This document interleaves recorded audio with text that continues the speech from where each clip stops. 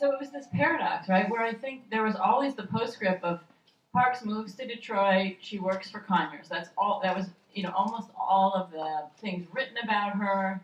But I think it goes back to a point that a number of people have made today, which is kind of the ways that the North is seen, right? So that I think always those details tended to be seen as like, oh, that's a happy ending for Rosa Parks, right? She's escaped the South, and then she's working for Conyers. Nobody asked about what she did for Conyers, right? There are people who kind of speak back. So there are interviews. There's so many interviews done, right? There's so many speeches that get, again, there's like a 6-hour funeral in Detroit. There was a very long funeral in Montgomery. There's tons.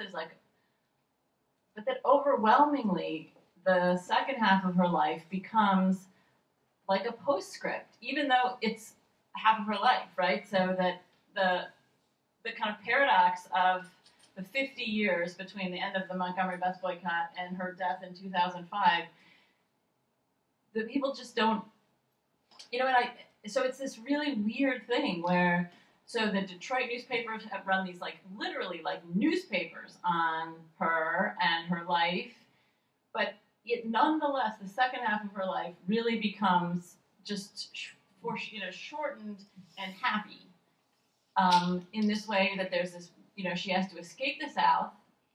So there's almost no mention, I didn't talk about it today, there's a decade of really economic instability and health issues that the Parks family goes through from basically 5 weeks after the boycott starts, right? She loses her job, and then Raymond Parks, who works as a barber at Maxwell Air Force Base, they forbid any talk of that woman or the boycott.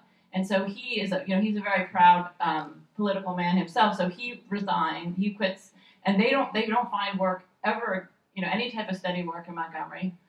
They're getting constant death threats even after the boycott ends.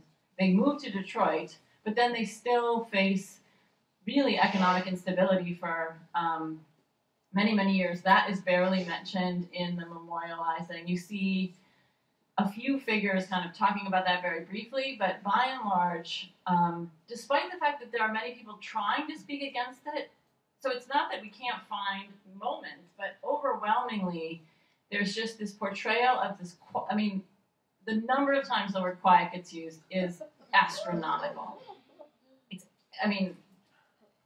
Yeah. And so it just overwhelms the other things that are happening, even as interesting other things are happening, right? So if you look at the streets of Detroit during the funeral, packed, right? But again, what gets overlaid is the speakers, and many of the speakers, in the funeral aren't people who know her, right? So many of the people who knew her are outside. This is similar to King, right? So this is true of King's funeral too, that the people who know him are outside.